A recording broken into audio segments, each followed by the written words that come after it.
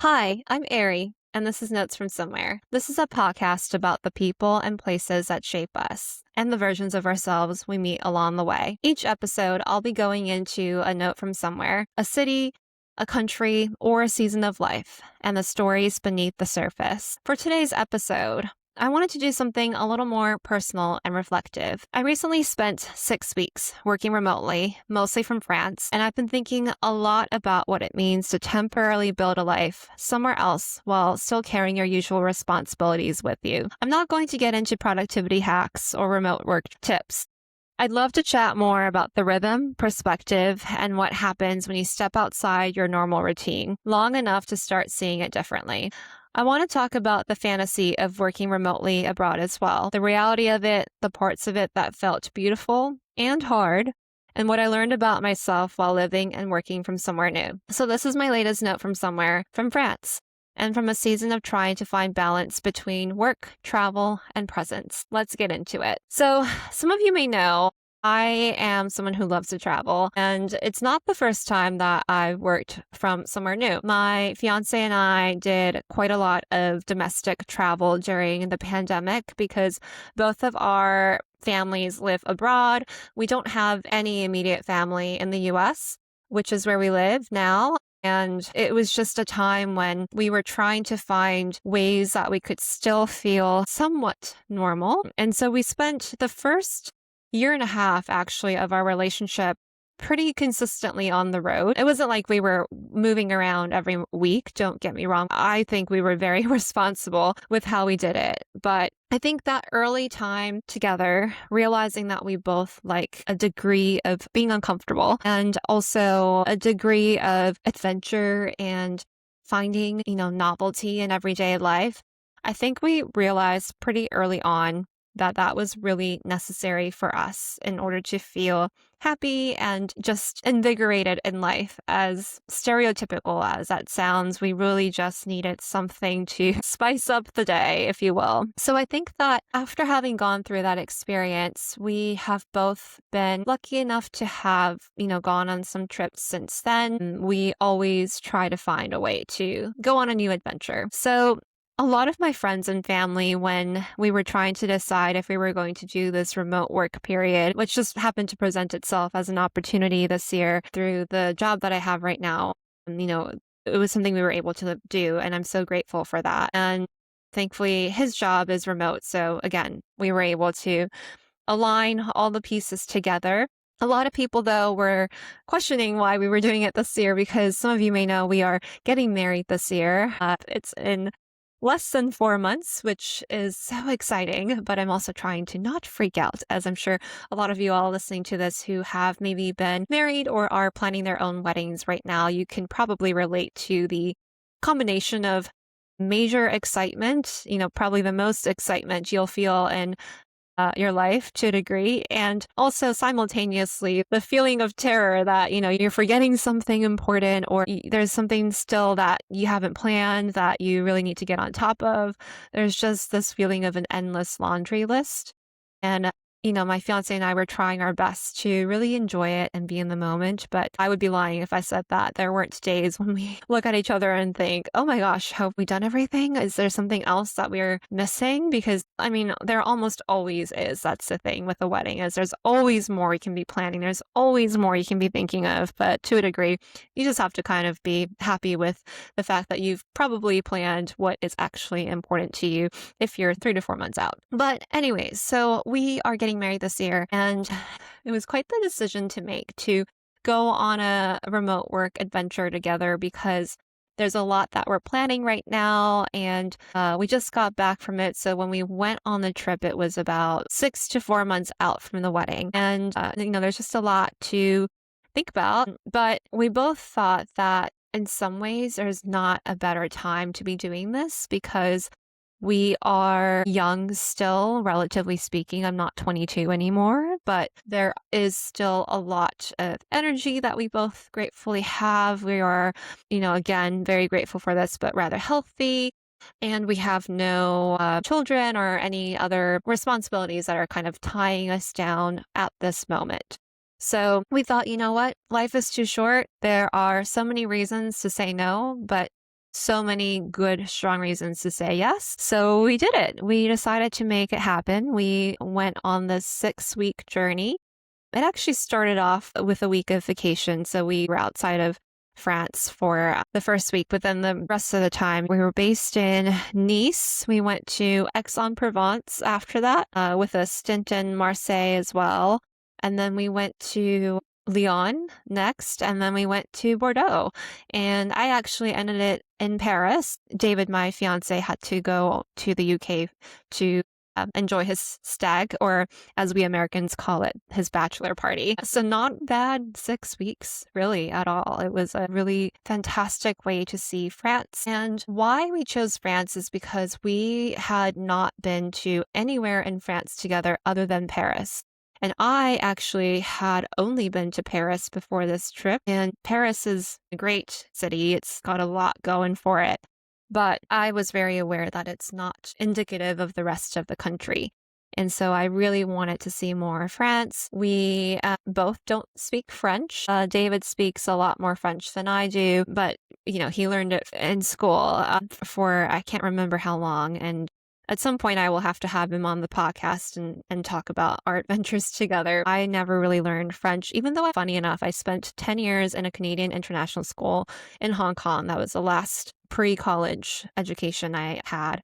And normally in a Canadian school, they would probably make you learn French. However, since I was in Hong Kong, they actually offered other second languages that you could learn in school. So because I'm half Japanese and I was really bad at Japanese before I went to this school, my parents decided to, rightfully so, ask me to take Japanese in school. So I actually never learned French. And I am terrible. I am so terrible at French. I will be the first to admit. I mean, my pronunciation is atrocious. I try my hardest to learn how to say things authentically, if you will. But gosh, there is just such an accent to my French that I think any French person would just laugh at me if I pretended to be able to speak French. So neither of us are fluent in French, but we thought, you know what? I'm sure we can figure it out. We will get by with a mixture of the classic, do you speak English, as kind of a way of saying hello. So basically every day we would say, parlez-vous anglais, probably about 20 times. And then there was a mixture of pointing at things and the goodwill of people in the country to get around. So it really wasn't terrible. I'm being dramatic. It was really totally okay. I think also because we both have New York-based jobs, we wanted to go somewhere where the time difference wasn't so terrible that you're working the complete opposite day. I mean, my parents live in Japan and I've done remote work from Japan before. Usually it's like the couple days before or after Christmas and New Year's when you're trying to be with family and, you're not quite off work yet. So it doesn't make sense to fly on Christmas Day to a place like Japan because it's so far.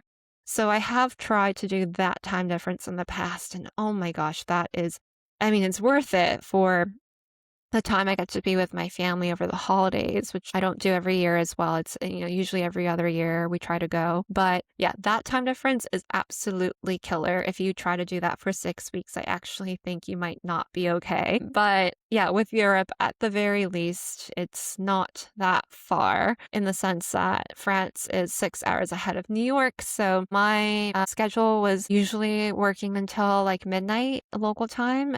But there were definitely some days when I worked 1, 2, 3, sometimes 4 a.m. over there, just depending on what needed to be done. But overall, it's a doable time difference. So all things considered, I was really excited about the fact that we landed on France because we, again, had never really gone to France. We've done a decent amount of Italy, parts of the UK.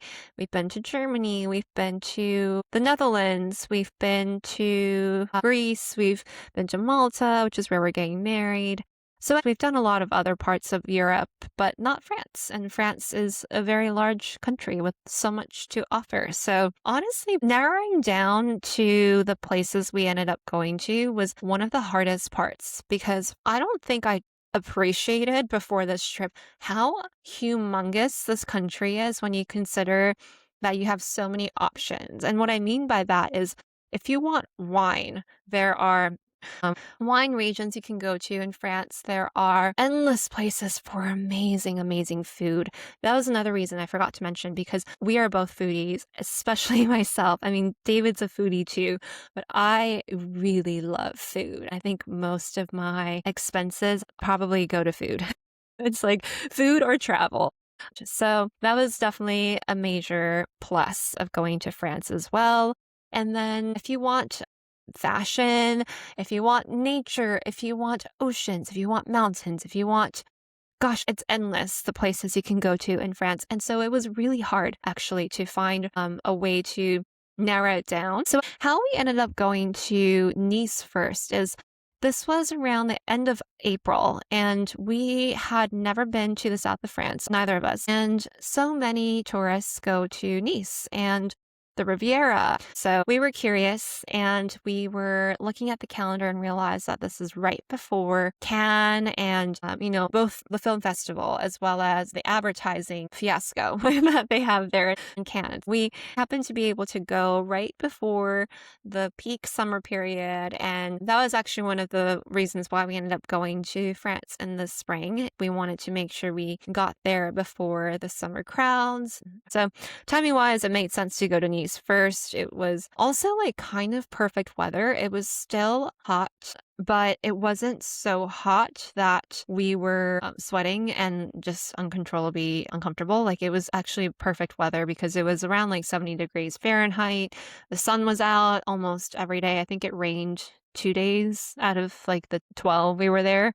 And the ocean was not warm enough to swim in, although we saw a decent amount of people swimming in it. It just seemed a little chilly still.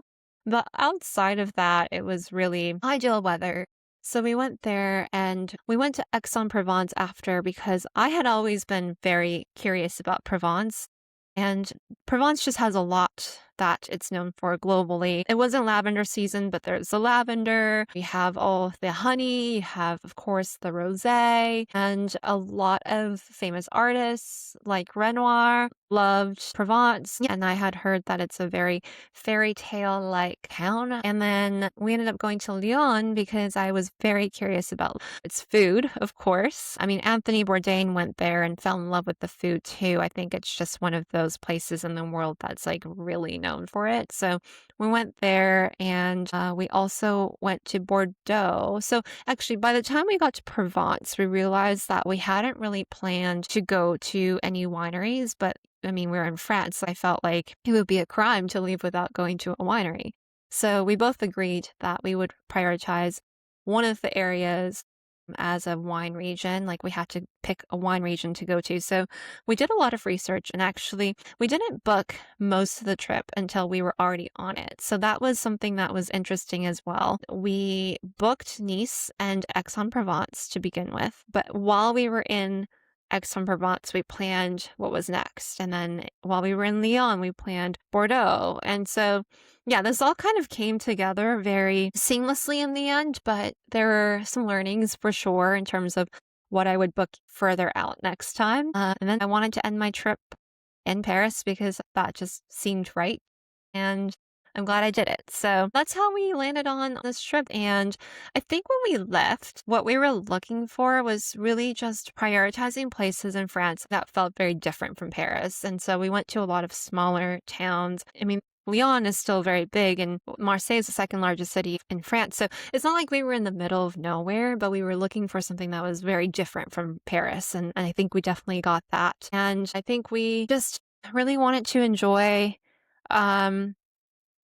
having a different routine. So I wanted to talk a bit about that because I think there's this like romantic view of remote work. And don't get me wrong, it's beautiful to be able to wake up in the middle of literal postcard town and to be able to have as many croissants as you'd like and have as much good wine as you'd like. I mean, it was fantastic in that sense.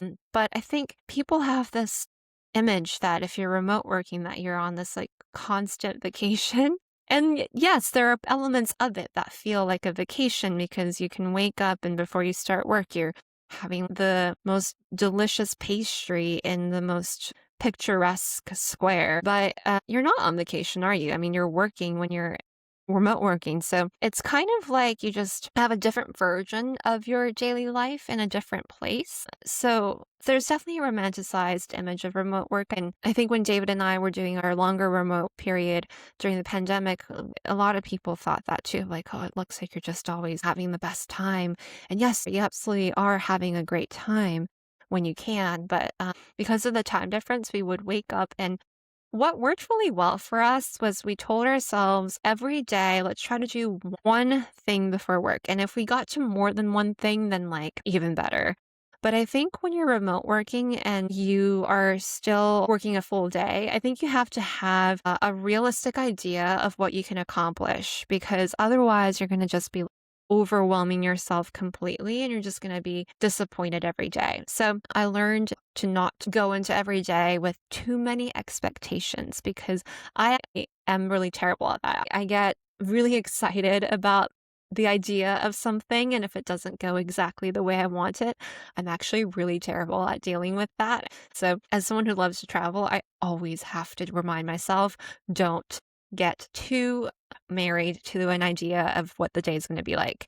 So we did one big thing every day, and that worked out very nicely. Some highlights were going to some amazing museums. One museum that really stands out to me is we did Cité de Vin, which is the wine museum in Bordeaux. And this museum was like really well run. The general ticket gives you access to the exhibitions, and then included in the price of the ticket, you get a glass of wine. When we got there, the gentleman at the counter recommended that we go upstairs to get our glass of wine first, which was great advice because it wasn't too busy. I think a lot of people do it the other way around, and then by the end of the day, the wine tasting gets busier. So we started at the top. We got our glass of wine. I got a dry and delicious sparkling from Bordeaux. It was a white sparkling wine, and it was really nice. David got a red wine from Bordeaux, and that was also very nice. And you get a beautiful view. It's like a 360 view of Bordeaux. And the exhibitions were so well done. So you go back downstairs, they give you a headset, and the headset has a clicker that you point towards these dots throughout the exhibitions, and the dots connect to the audio headset, and you can listen to the different things, and you can choose your own adventure because it's a massive floor with different sections. There was a section about different wine regions around the world. There was a section about Bordeaux specifically. There was a section about types of wine and the sensory experience you have with wine. There was a section about wine culture and how it shows up in movies and pop culture. There was a section about wine history and how different civilizations have enjoyed wine throughout the centuries. It was a really well done museum.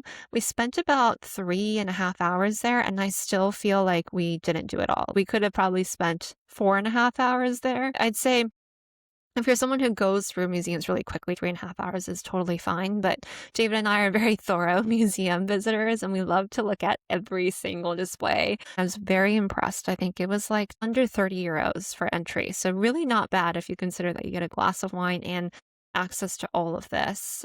There were other museums that we went to that really stand out. There was a museum that we went to in Aix-en-Provence. It was a very cute village in the French Riviera that we hiked to actually from Nice. So it was about an hour and a half, I'd say, one way.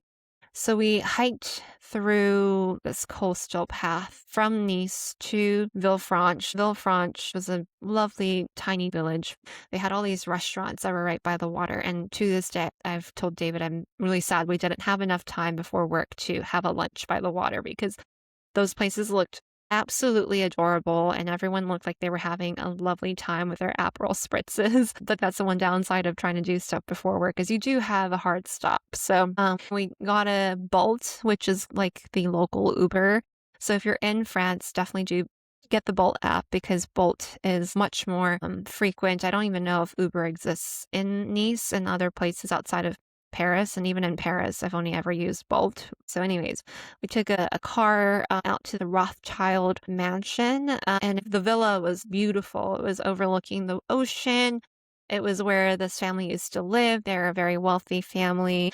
So their old mansion, you can just kind of visit it and walk around the dining room and the gardens. And it was just a very lovely way to spend the afternoons. So we tried to do something every day. There were definitely a couple days where we were really tired and having lunch would be our activity. And in some ways that's really nice too, right? Because I think that's the thing that I really am going to miss now that we're back is being able to do lunches on a weekday because there are so many good weekday lunch specials. And France does this thing where I think it's called a formula du jour, which is like the set lunch of the day. And we had a lot of that where it's like you get an entree, which is an appetizer in France because an entree actually means an appetizer. It's not a main. So we would get an entree, we would get a main course, and you either get dessert or you don't get dessert. Sometimes the formula is actually a main and dessert or an entree and a main. So basically it's a 2-course meal and you usually get a drink with it. So there are a lot of times when you would be able to do like a half carafe of wine, which is a decent amount of wine, or you can get a coffee or a drink, like a cocktail or a juice or whatever you wish.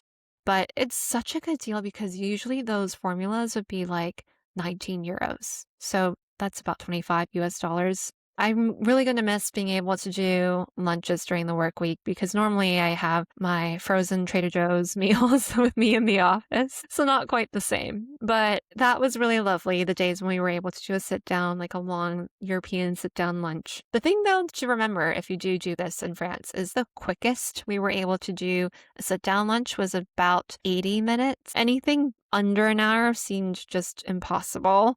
Unless you were doing a to-go lunch.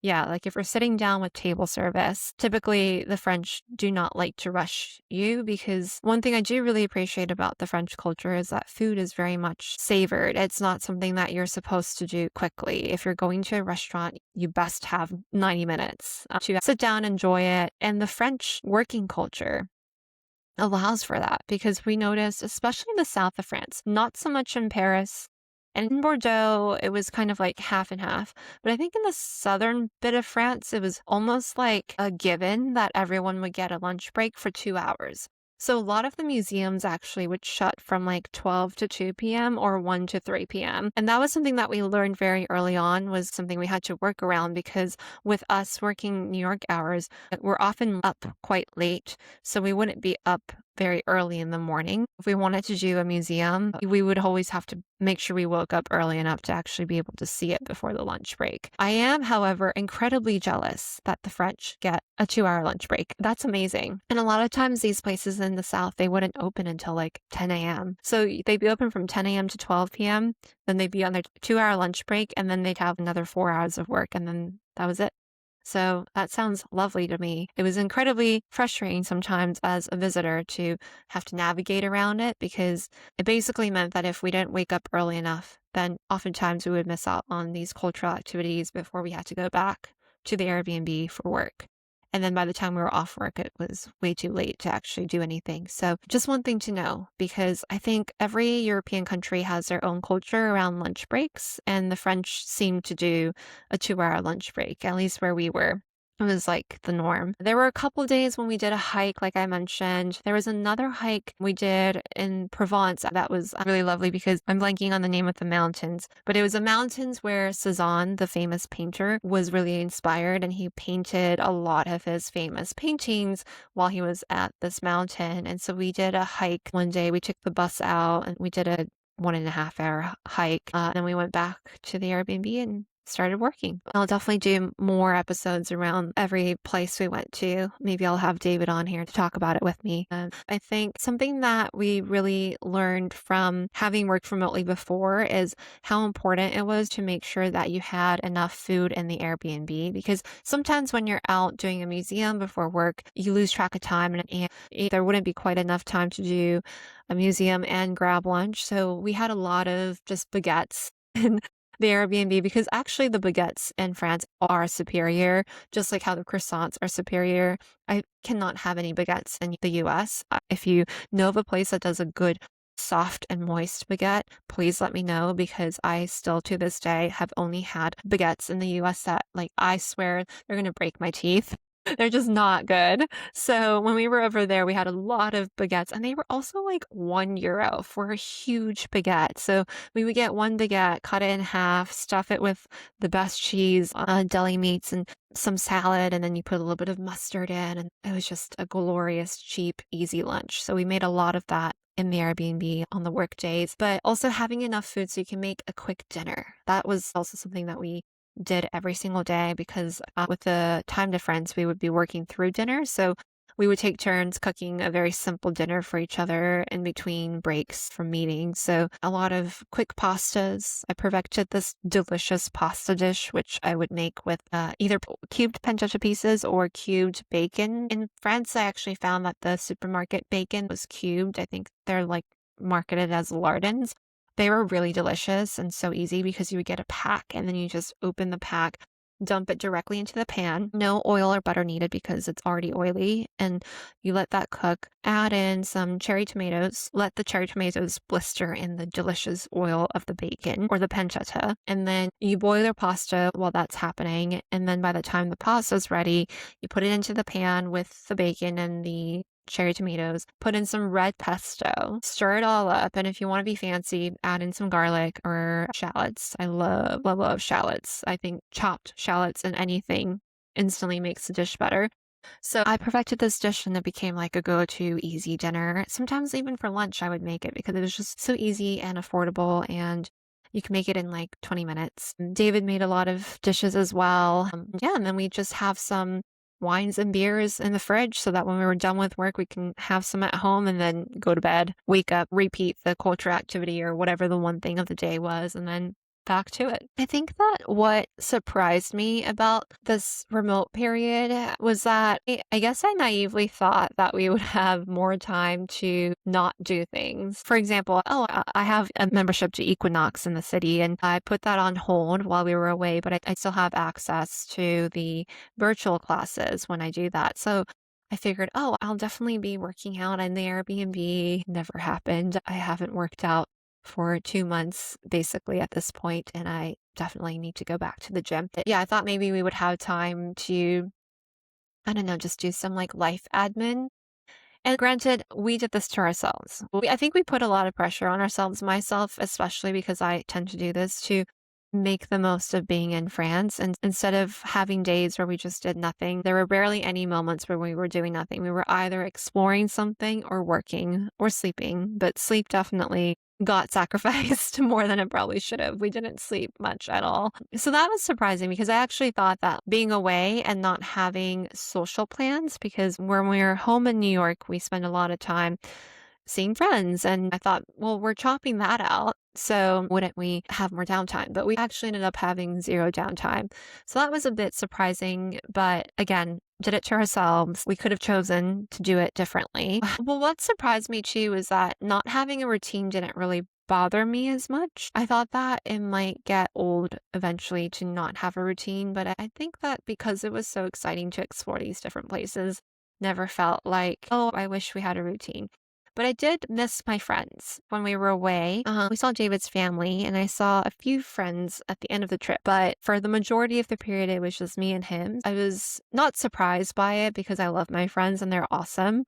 But I definitely felt that lack of seeing friends pretty early on in the trip. On the flip side, positive was that I was very encouraged that traveling with my fiance, I mean, we definitely had some moments where we got in each other's way and had some headbutting. But overall, was very encouraged that we were able to travel together for so long and only be with each other for so long. That was definitely the longest we had done that since the pandemic. So it was very encouraging to know that we still enjoy each other's company, even after being stuck at the hip for so long. I also think that there were some surprises about France that I would love to chat about. I think that because I had only been to Paris before, I just had this assumption that, and if you're French, please don't hate me, I thought that the French were going to be dirty because when you go to Paris, I mean, I live in New York City. New York City is filthy, but there are parts of Paris that are potentially filthier than New York City. And I remember that used to surprise me. Every time I go to Paris, I would be like, whoa, I didn't realize it could be worse than New York in a major global developed city. But outside of Paris and France, it was so clean, so beautiful. I mean, maybe it's also because we were there in the spring, but like didn't see any mice. And I think I saw one cockroach on the entire trip. So it was definitely lovely. But I was surprised by how friendly everyone was because, again, I think Paris being Paris, it's a big city. I think it's the city that gets the most tourists every year. So, understandably, people are less patient, people are less willing to help. And I think being outside of Paris made me realize, yeah, the French are helpful. If you make an effort, though, to start by saying bonjour, and you always have to say bonjour, there were a couple of times when I saw some travelers going up to the French and just completely assuming that they speak perfect English, and then they go up and they're like, blah, blah, blah, blah, blah. And then the French person's like, comment, which is like, what? It was really funny. The times that it happened, it was very entertaining to see those interactions. But as long as you go up to the French and you say, bonjour, parlez-vous anglais? 9 times out of 10, I was like pleasantly surprised by the people who were willing to talk to us in English. That was really nice. And I also think that something I didn't appreciate before was how quiet the French are. We would be in these museums and there would be a lot of people and you couldn't hear anything. It was as if you were there alone because it was so nice and quiet because the French are not loud. And I don't think I realized that because, again, being in Paris before, you had all these tourists. So I realized that the tourists are loud. It's not that the French are loud, the tourists in Paris are loud. But being outside of Paris and these less, still touristy, but less touristy places, I realized how peaceful the French were. They like to talk a lower level of volume than at least we do in America. And I'm not very loud. That's just not who I am. So it was really nice to be in a place where I felt like it was normalized to speak softer. And in fact, if you were loud, you would get some glares. What France made me realize is a couple of things. So the quietness was definitely one where I've been back in New York for just a couple days now, and as I'm filming this, I've heard people screaming outside my window. I mean, it's just loud. And I know I live in New York, which is even louder than most places in the US.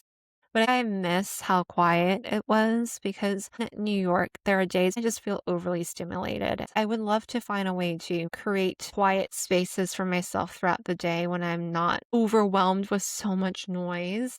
Because subconsciously, I actually find that quite stressful. And I don't think I realized that until I was away from it for quite a while. I think that another thing is being away for a while, I realized how I would love to create a sense of novelty in everyday life because I think that's something that I really love. I mean, that's what I love about travel. Everything feels like a new experience.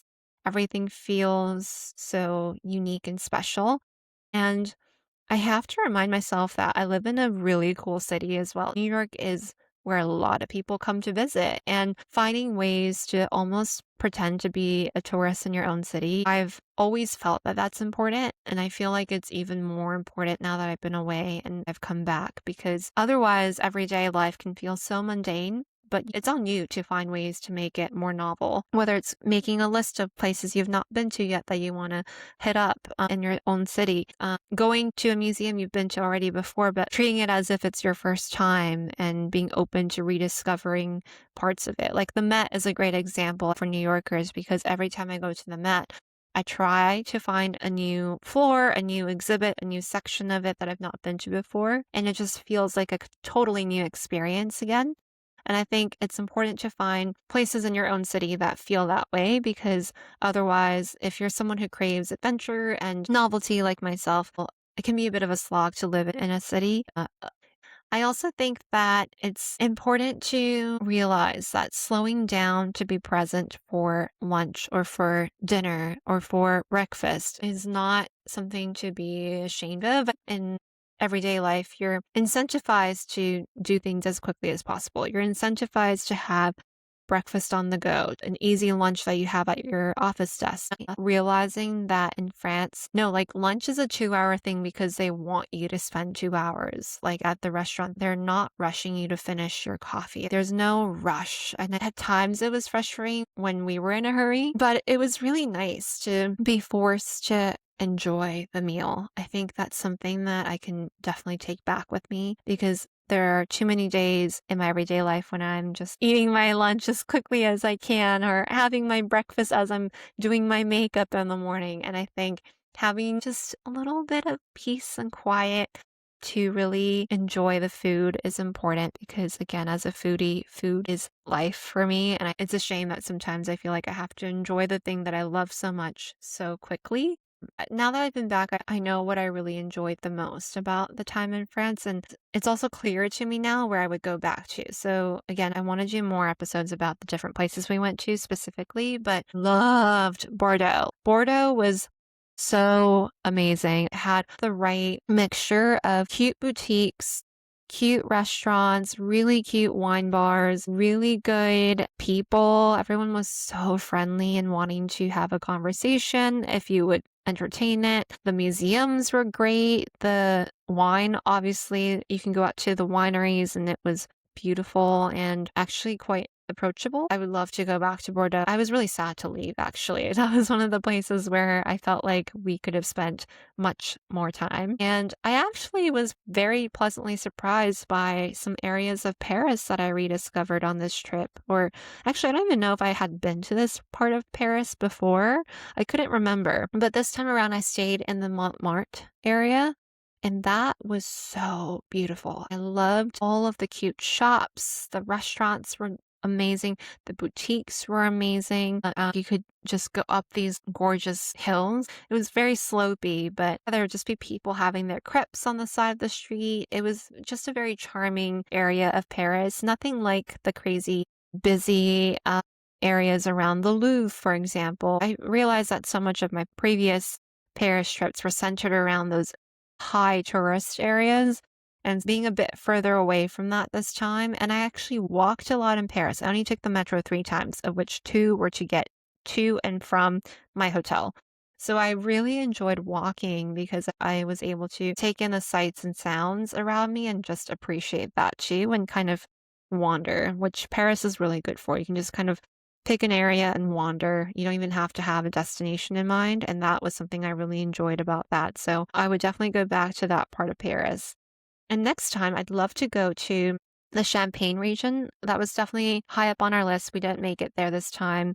I'd love to see like the Alsace region and the parts of France that are like bordering Switzerland, because I've never been to Switzerland and I've also never been to that part of France. And I think it has a very distinct culture from what I've heard. I'd love to go to the north of France. I still haven't been there and I've heard really good things. I also have Corsica on my list. It's an island close to the Italian island of Sardinia. It's at the very southern bit of France. And I've heard amazing things about Corsica. And I also found a liqueur from Corsica that was in one of my cocktails that I had in Aix-en-Provence. And I think Mate Rouge is the name of the liqueur. And it was so good. It was nice and dry. It was like an Aperol spritz because it was a spritz, but it just tasted so nice and dry and not sweet at all. And apparently that liqueur is from Corsica and it's really famous. I really had such a lovely experience seeing different parts of France this time. I would love to know if there is anything that you've done in France that you would highly recommend. But it was definitely challenging at times to be away and to navigate and balance wanting to make the most of the day with exploring the beautiful places we were in, getting the work done because there was a lot going on, and still keeping up with friends back home, wedding planning. I mean, there was still stuff we had to get done while we were away. So it was a lot to balance, but so grateful for the time. And I think that what I'm leaving this experience with is not necessarily a dramatic transformation whatsoever, but it's just like a different kind of awareness of what I seek in this chapter of life that I'm in. And I think I've also realized how much my environment does shape me. I need that novelty in life. It's just so easy to slip into autopilot. And it's really powerful to step outside of it, even if it's just temporarily. And France gave me 6 weeks of distance from my usual life. And with that distance, I just got a bit more clarity around what brings me joy in life. And if you've ever worked from somewhere else, or you've even just felt changed by stepping outside of your routine, I'd love for you to follow along and join me in these conversations about the places that shape us. So until next time, if you enjoyed this episode, I'd really appreciate it if you subscribe and follow. I'll be back with another episode about a person or a place that shaped who I am. And I may have some special guests coming up in upcoming episodes too. I'm really happy to be back in recording and so happy you're here. Thanks for staying with me and for listening to this episode.